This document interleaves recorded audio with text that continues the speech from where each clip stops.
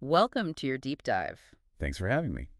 When I first saw Lazy Ghosts, I have to admit, I chuckled a little. It's not your typical ghost story material, is it? Not at all. And I think that's what makes it so fascinating. Right. I mean, we've all heard the tales of wailing spirits and vengeful phantoms, but this is something else entirely. Absolutely. This is about flipping those expectations on their head and finding the humor in the unexpected. And you've obviously given this a lot of thought. I mean, you've got notes here, lists, even some AI-generated ghost ideas.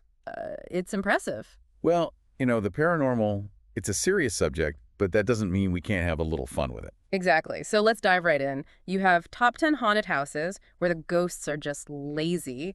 Right. Where did you even come across this? Honestly, I stumbled upon it online. It was one of those like top 10 lists that just make you smile. But this one, it really sparked my curiosity. I bet. So tell me, what kind of ghostly slackers are we talking about here? Oh, there's some good ones. The Phantom Procrastinator, Pennsylvania. Apparently, this ghost is all about those classic haunting tropes, chains rattling, moaning. Sounds spooky. Except he always seems to, well, put it off. Like, oh, I'll get to the haunting tomorrow. I'm binging the Ethereal Network. Okay, the ethereal network. That's brilliant. Right, then there's the bumbling butler of Baltimore, perpetually misplacing his spectral spectacles, tripping over invisible furniture. More of a danger to himself than anyone else, really. Exactly. He's more likely to apologize for startling you than to give you an actual fright. Okay, so we've got these lazy ghosts, which is hilarious on its own.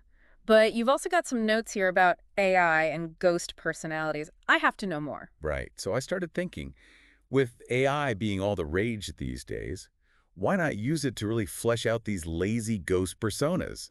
Imagine the possibilities. Okay, I'm all ears. Give me an example. Okay, picture this. A ghost who's constantly forgetting the password to the pearly gates. Oh. Or a ghost who's addicted to ethereal takeout but keeps forgetting to pay the delivery driver. Oh, that's fantastic. This actually makes me think about all those different cultures that use humor to deal with death and the afterlife, like the Day of the Dead with its colorful skeletons and sugar skulls. It's not about shying away from the inevitable, but rather embracing it with a sense of playfulness. Absolutely. And I think these lazy ghosts tap into that same vein. They make us laugh, but they also make us think about the afterlife in a different light. It's like instead of fearing the unknown, we're finding the humor in it. Exactly. It's a refreshing change of pace, don't you think? Mm-hmm. Makes you wonder what kind of lazy ghost Oh, you'd be. that's a good one.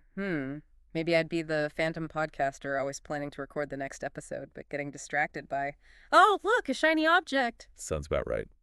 Well, on that note, it's time to wrap up our deep dive into the wonderful world of lazy ghosts. Thanks for joining us on this delightfully spooky adventure. Anytime. And remember, the next time you hear a strange noise, it might just be a ghost looking for its reading glasses.